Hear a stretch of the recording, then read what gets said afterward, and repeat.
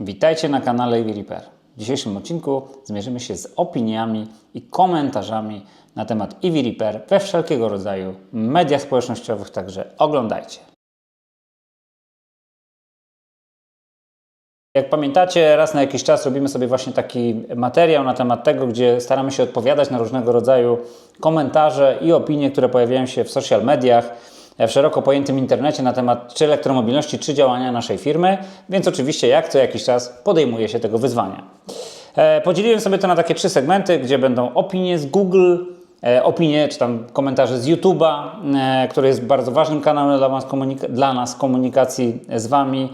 No i ostatni to Facebook, Instagram i wszystkie inne social media, które z naszej perspektywy są trochę mniej istotne. Ogólny wniosek, który wychodzi mi z tematu związanego z opiniami, z komentarzami, które pojawiają się na social mediach i ogólnie w internecie, elektromobilność już nie zbiera batów, czyli wygląda na to, że nawet najwięksi hejterzy, czy nie wiem, ci, którzy byli opłacani, czy przekonani, czy ideologiczni hejterzy elektromobilności, w końcu zrozumieli, że nie ma sensu i nie ma czego krytykować, bo de facto elektromobilność stała się codziennością, elektromobilność stała się dużym kawałkiem rynku, no i ci, którzy jeżdżą chociażby po Warszawie, widzą na co dzień, ile już zielonych tablic się pojawia, więc tak naprawdę ciężko w tej chwili znaleźć argumenty, które mogłyby w jakikolwiek sposób podpierać nawet negatywne komentarze. Oczywiście czasami te komentarze były po prostu hejterskie, one nie niosły w sobie niczego sensownego, one bardzo często były obraźliwe, ale teraz w tej chwili one nie mają już żadnego fundamentu. Czyli w tej chwili krytyka elektromobilności jest po prostu nieuzasadniona.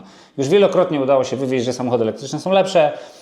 Nie ma żadnych wniosków, wniosków niczego, co by wskazywało, że elektromobilność nagle zniknie. Po prostu nie ma argumentu, nie ma podwaliny, więc takie komentarze rzeczywiście jest ich coraz mniej. Komentarze troszeczkę przybrały teraz inną formę i wysublimowanie ludzi, którzy posługują się komentarzem czy opinią w internecie, stało się troszeczkę inne. I dlatego będę teraz o tym po kolei mówił.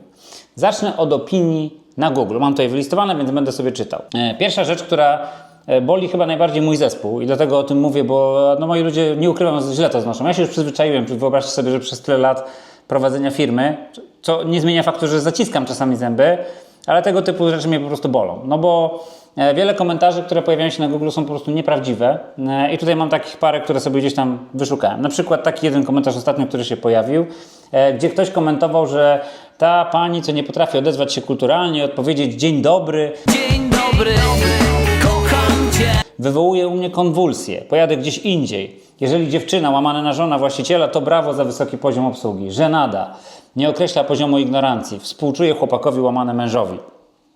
Natomiast ta sytuacja odbyła się akurat wtedy, kiedy druga osoba z biura siedziała obok osoby, która odbiera telefon i absolutnie oczywiście obsługa była standardowa. Ja nie mówię, że nasza obsługa jest jakoś szczególnie miła, czy tam, nie wiem, za każdym razem rozwijamy wirtualny dywan przed każdym naszym dzwoniącym, ale dzień dobry oczywiście się pojawiło i oczywiście osoby, które są po drugiej stronie, starają się pomóc jak tylko mogą, ale musicie też zrozumieć, że osoby, które odbierają telefon, nie mają wiedzy technicznej i często muszą zapytać kogoś albo po prostu odpowiadają w najlepszy możliwy sposób.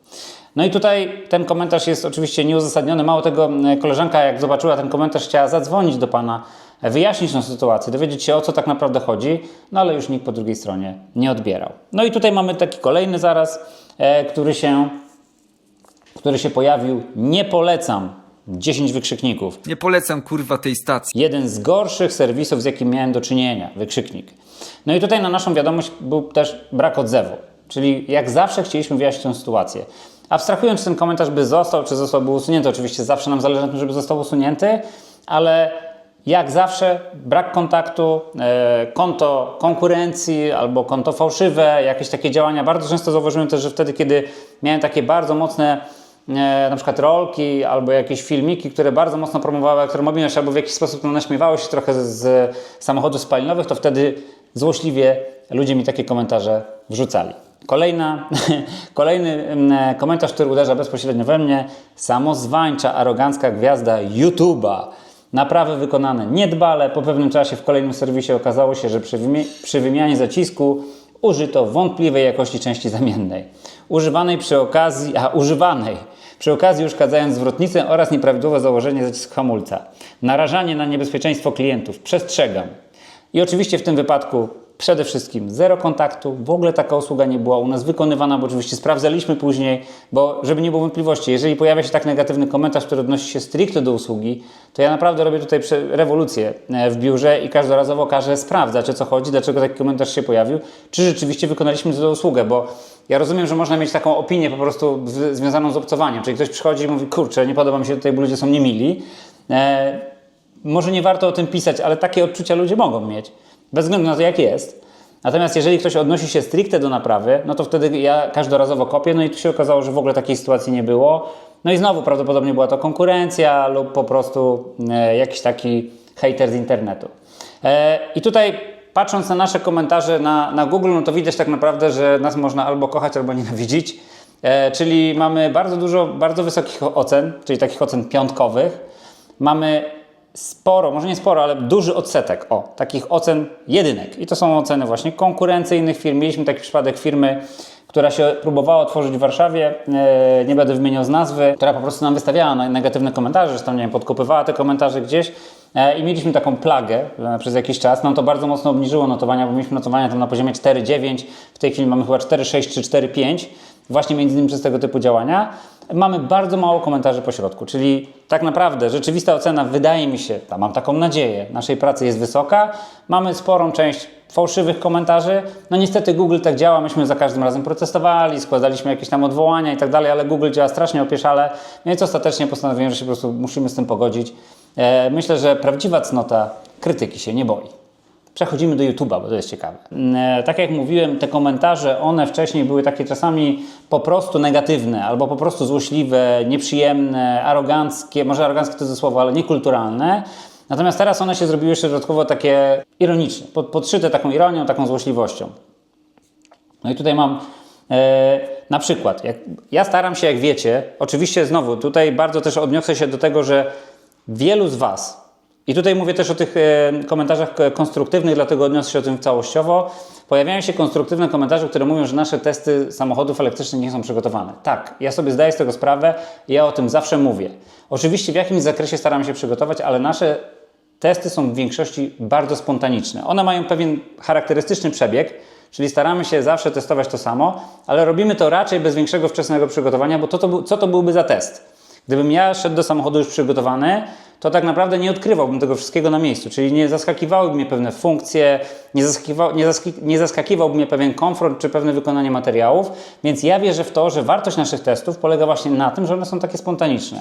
Dodatkowo musicie wiedzieć, że przy naszej częstotliwości publikacji na YouTube, przy naszym obciążeniu pracą nie jesteśmy w stanie jakoś tak szczególnie się do tego przygotowywać. Zrozumcie, że kanał na YouTube to jest nasza forma komunikacji z Wami, forma pewnej luźnej ekspresji, ale to nie jest nasz sposób zarabiania pieniędzy i my się nie koncentrujemy na YouTubie. Czyli dla nas oczywiście istotna jest ilość subskrybentów, ale to nie jest najważniejszy wskaźnik naszego sukcesu.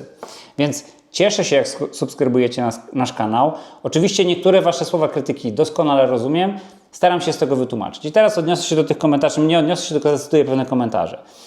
Zauważyłem, że bardzo często jak robię negatywny komentarz jakiegoś samochodu, bo ja też nie ukrywam swoich rzeczywistych odczuć. Czyli jeżeli czymś jeżdżę i coś mi się nie podoba i nawet jeżeli jest to spowodowane tym, że w tej konkretnej sytuacji akurat przed chwilą testowałem lepszy samochód i później testowałem lepszy samochód, no to ten samochód, który jest pośrodku, dostaje po prostu negatywną opinię, bo w takim jest otoczeniu, tak? Czyli ten anturaż też powoduje jego takie postrzeganie. I tu mam taki komentarz akurat do Kii Niro. Ten film po prostu musiał komuś strasznie wejść jak solą w oko i ten film non-stop dostaje takie właśnie komentarze i tutaj też przytoczę. Bardzo mało pozytywny i słabo przygotowany test. Spodziewałem się bardziej racjonalnego. Co to znaczy racjonalnego? Pozytywnego testu, a ten test jest w tonie bardzo dołującym, tak jakby robiony na siłę. Da się to nawet wyczuć w tonie rozmowy. Jest też dużo błędów w postaci źle podanych danych technicznych, strasznie da się odczuć nacisk na zwolennika Tesli i strasznie irytujące porównanie do Nissana. No więc to znowu, ktoś mi zarzuca, że jestem nieprzygotowany, ale sam nie odnosi się konkretnie do niczego, więc słuchajcie, jeżeli się już do czegoś odnosicie, to piszcie konkretnie. Jeżeli gdzieś źle podałem dane techniczne, to które dane techniczne źle podałem, żebym mógł to zmienić, bo to jest konstruktywne. A to jest tak naprawdę mój test, tylko pokazany w drugą stronę, czyli to jest wasze czyjeś widzimisię, czyjaś chęć tego, jak powinien być przeprowadzony mój test, żeby akurat Kia Niro wyszła dobrze. Kolejny komentarz odnosi się akurat do ostatniego testu BMW i3. Tutaj jeżeli chodzi o BMW i3, nie tylko w tym komentarzu dostałem baty, że się nie przygotowałem, no ale to już tutaj mam nadzieję Wam trochę to wytłumaczyłem. Natomiast tu jest napisane tak. Tak się podjaraliście, że aż się niedobrze robi. Ładnie Wam posmarowali zalokowanie produktów. Słuchajcie, to co Wam mówiłem na samym początku, my w ogóle nie bierzemy pieniędzy za testy tych samochodów. Mało tego, staramy się zazwyczaj te samochody testować tak, żeby nie musieć, mówiąc brzydko, iść w łachę do producenta. Czyli staramy się brać je od dealerów, od prywatnych użytkowników. Nam zależy, żeby ten test był jak najbardziej taki wiarygodny, żebyśmy nie musieli być od nikogo zależni w kontekście tego, jak to robimy. No i tutaj taki komentarz, który trafia do mnie w 100% i to już na samym początku wiele osób mi zwracało na to uwagę. Pracuję nad tym, włącza i rozłącza z całą sympatią, nie wypada. Wiem, że nie wypada, pracuję nad tym. Jest to pewna specyfika, regionalizm pewien. Jakby język polski w moim regionie jest trochę bardziej uproszczony, natomiast staram się mówić włącza i wyłącza.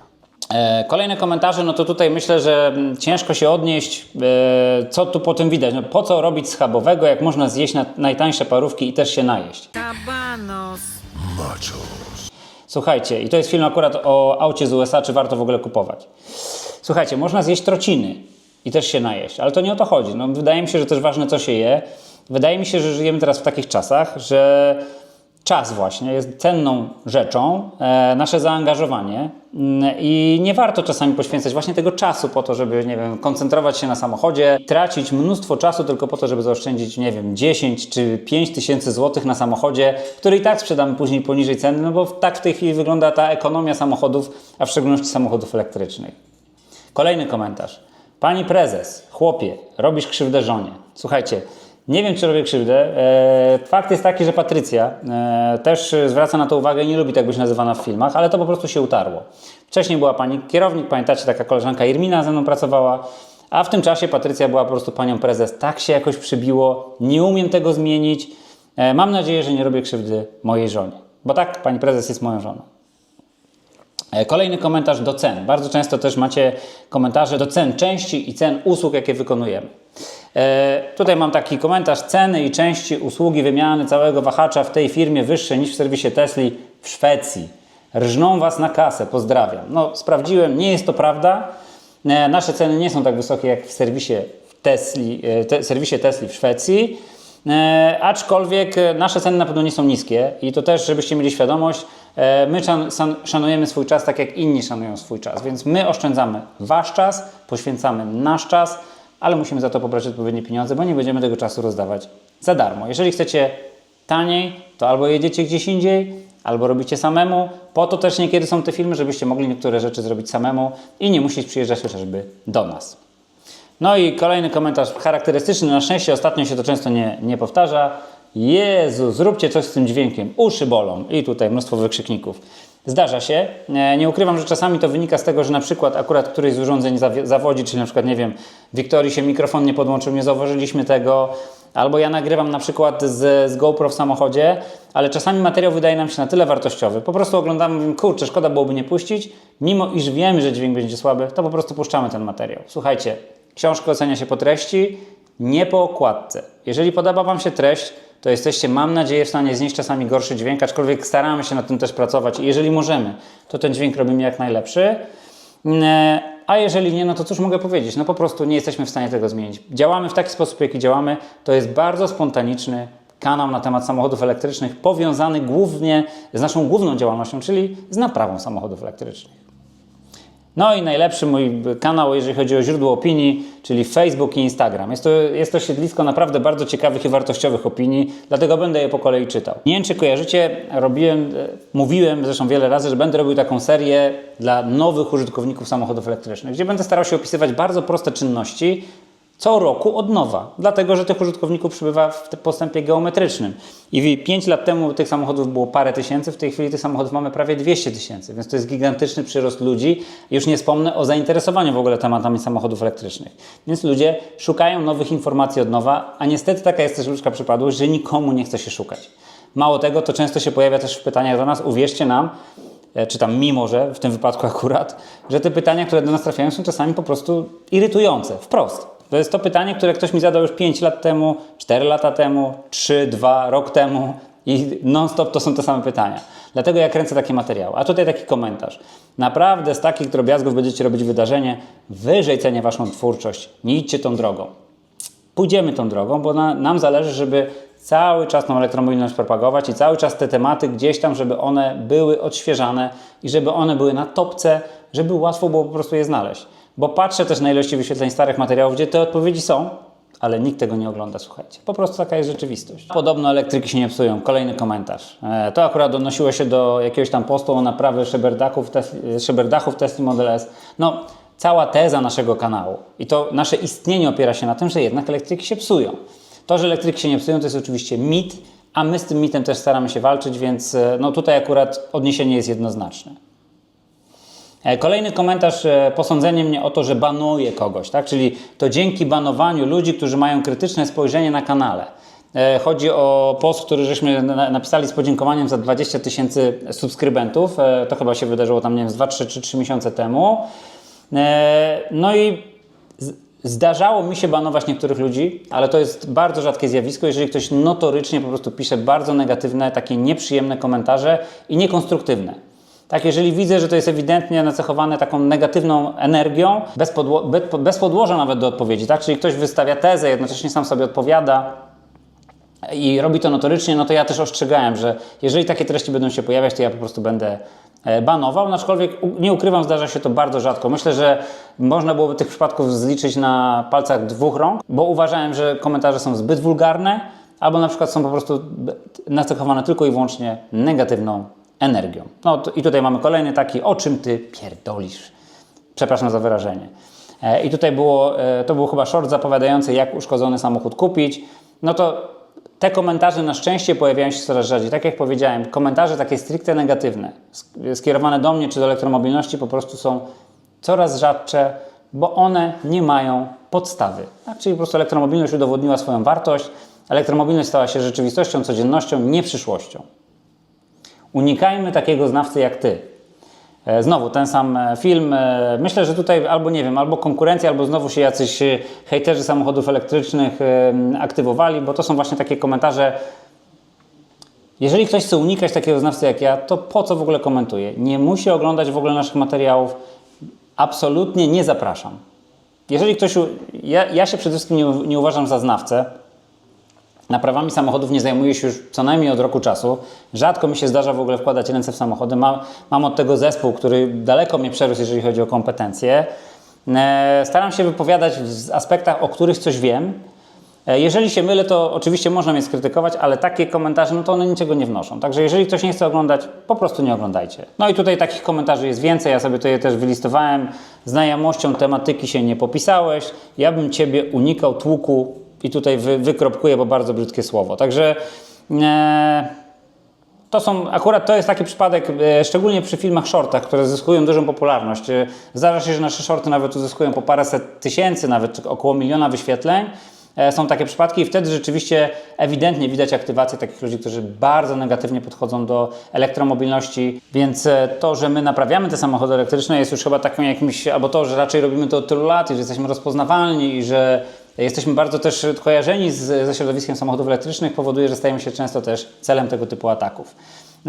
Takie rzeczy, powiem szczerze, takie reakcje bolą mnie najmniej, bo wiem, że one są albo stricte od konkurencji, takiej najbardziej prymitywnej, która nie ma jakichś argumentów, żeby konkurować z nami, tylko po prostu posługuje się takim językiem, albo od jakichś takich stricte hejterów elektromobilności, którzy też już mnie nie bolą. Bo jak sami widzicie, elektromobilność znalazła swoje miejsce na polskim rynku, także nawet na naszym rynku, gdzie my tak bardzo mocno lubimy przycebulić, elektromobilność po prostu się zakorzeniła. Słuchajcie, to tyle, jeżeli chodzi o komentarze. Ja jeszcze raz podkreślam i bardzo zachęcam do tego, że jeżeli chcecie komentować, chcecie wchodzić z nami w dyskusję, ja czytam te komentarze.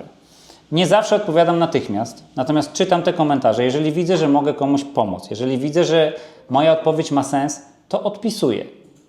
Jeżeli widzę, że coś jest konstruktywne, to bierzemy to pod uwagę i bardzo często jak rozmawiamy z Wiktorią czy z zespołem, że moglibyśmy coś z filmami zmienić, to zmieniamy. Zrozumcie też nasze ograniczenia. Powtarzam jeszcze raz, że Kanał YouTube jest tylko i wyłącznie luźnym sposobem naszej ekspresji w Waszym kierunku. Czyli pokazujemy, co robimy, akurat chcemy pokazać nasze warsztaty i powiem Wam szczerze, płacimy za to wysoką cenę, bo oglądalność takich materiałów nie jest duża, ale dla nas jest ważne, żeby pokazać, że mamy te warsztaty, czym one się zajmują, przedstawić je na przykład. Akurat zazwyczaj w takim okresie jak teraz dosyć często testujemy samochody, to testujemy samochody, robimy to w sposób dosyć improwizowany. Jeżeli Wam to nie odpowiada, no nie jestem w stanie tego zmienić. Czyli nie ma takiej możliwości, żebym porzucił to wszystko, czym się zajmujemy i nagle skoncentrował się tylko na robieniu na przykład, nie wiem, testów samochodów, się do nich przygotowywał po, nie wiem, 2-3 dni przed testem. No niestety tego nie zrobię. Nasze testy są takie, jakie są. Jeżeli mają dla Was wartość, to oczywiście zapraszamy.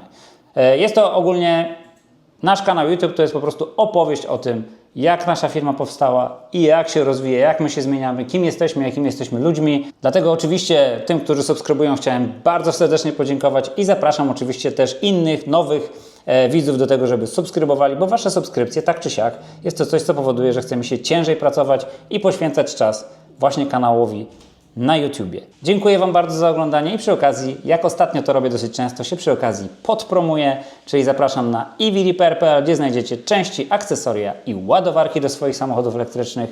Trzymajcie się, cześć!